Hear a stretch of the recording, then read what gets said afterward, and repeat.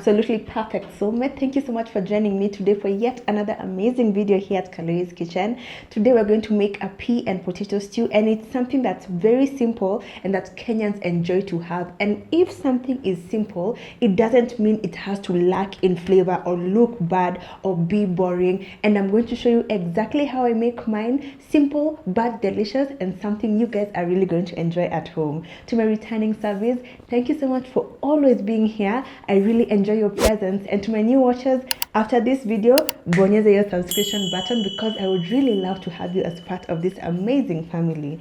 That said, guys, let's get right into it and let's make something super yummy. Karibuni.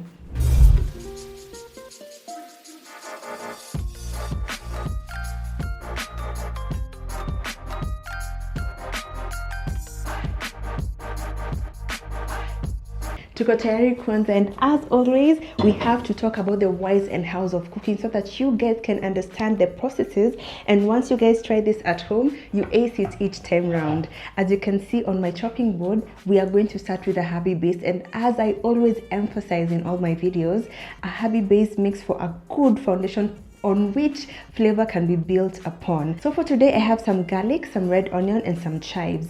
Each time I make this stew, I make it differently. Today I decided to go with chives instead of dania stems, but you can use dania stems in place of chives. You can use kitunguu matawi in place of chives. Whichever way you go, as long as you have a strong herby base, it's going to be super delicious.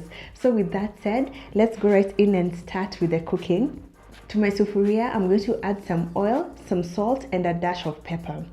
I'm going to add in my chives, red onion, minced garlic, and saute until softened and fragrant. This is now done, perfectly fragrant and nice and beautifully caramelized as well. So we're going to go into the next step. And for the next step, we're going to introduce the ingredients that are going to form the body and also add seasoning into our potato stew. And that is tomatoes and tomato paste for the bodies and our spices. But before we speak about the spices, let me talk about these two ingredients. I get this question a lot. Kaluhi, why are you using both tomatoes and tomato paste? Can I just use tomatoes peke yake? And the answer is yes. You can use only tomatoes, but, and it's a big but, that will come at the expense of not having the thickness and deep rich color that tomato paste adds. You know, sometimes someone can look at my photo and they're like, oh, your stew looks nice and rich, nice and dark, nice and thick. What did you do that I didn't do? And tukizungumza vizuri in Instagram DMs, utaona they themselves decided to remove the tomato paste. Please use both. It will come at the beautiful benefit of having nice rich color and a nice rich taste as well. As for the spices for today, I decided to go with some curry, turmeric, a dash of cumin, and some onion powder. You can use any other spice according to what you want to taste on your palate. As I told you when I started this video, I always switch things up and I make this stew different each time I make it. For today, these are the flavors I wanted to experience. So that's what I'm going to go for. So let's proceed and get cooking.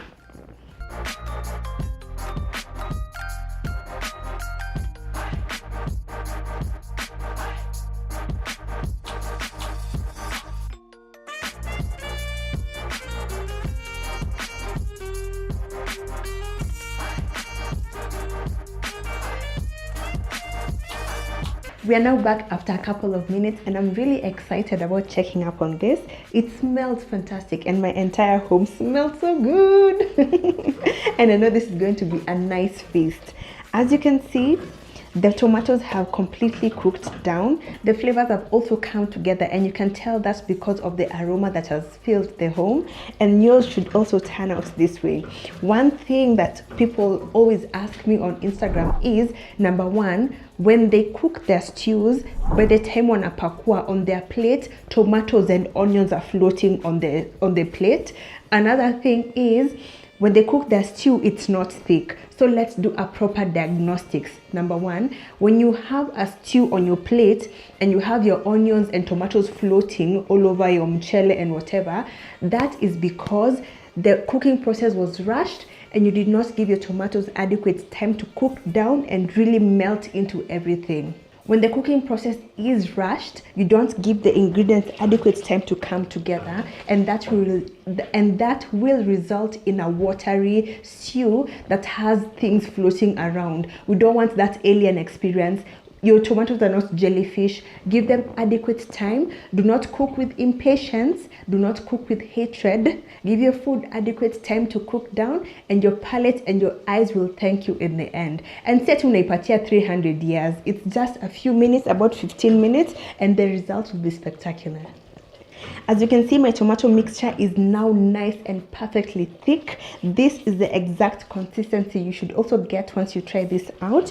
And as you can see, we came from this and now we have arrived at this stage. You should not have large floating chunks of tomatoes. It should be nice and thick, nice and silky, and that will form the base for a nice thick stew at the end. So if your tomato base is thick at this stage, chances of you getting a nice thick stew, a nice thick and beautiful stew at the end are also high. I want you guys to ace this, so please, nikiongea siongei for the sake of kuongea. I want you guys to understand so that when you try this out at home, your food is not only delicious but beautiful as well.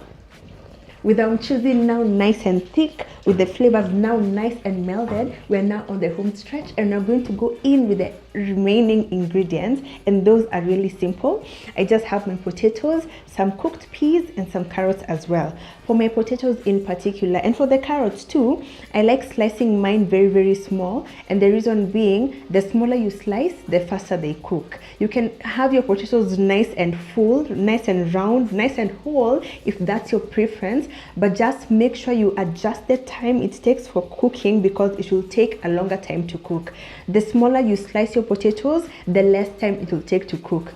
And in addition to that, I like slicing my potatoes and carrots small because I like having a taste of everything with each spoonful, and by slicing them small, you can have that and enjoy that to the max.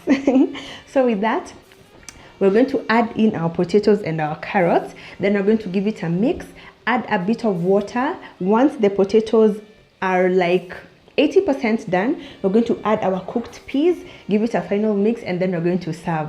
So for the water we're going to add for this stew, please add a 1/4 cup at a time, and only add more water if need be. That will allow your stew to remain nice and thick, because if you add a full roto tank at one go, that will make your stew irreversibly watery. So by adding a 1/4 cup at a time, you are in control of how thick the stew will be.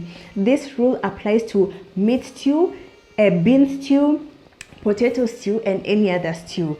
Add a 1/4 cup at a time. That gives you control of the thickness of your stews. Maneno kuongeza roto tank, please wachana nazo. So let's finish this up, then tukutane for tasting and plating.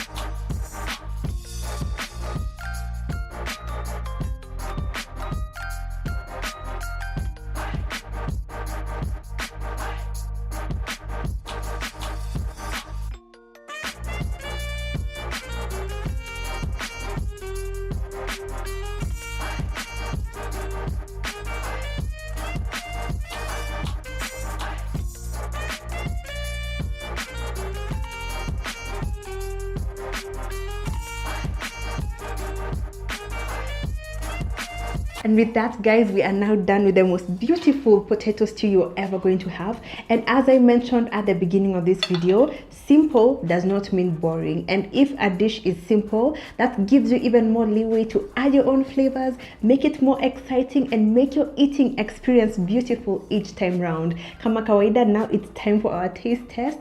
Nadondokwa na mate, and I'm really excited about this one. So let's go right in.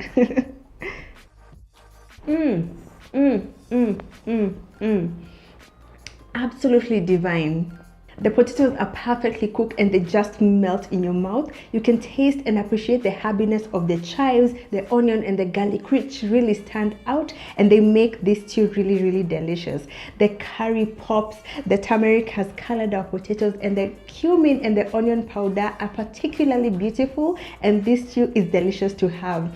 I can't wait for you guys to try this out. For today, I have served mine with some chapati, some courgette and carrot stir fry, but I'm really curious to see what you are going to serve this with. Either way, I know you're really going to enjoy this one. As always, the exact recipe quantities are on my blog, link on the description box. Try this out, snap a pic. I love showing you guys off, and I love seeing you guys recreate my recipes in your homes, and I truly love connecting with you guys on that level. I hope you love this video. If you're yet to subscribe, please do. If you already have, I love you forever and ever. See you on my next video, guys. Bye.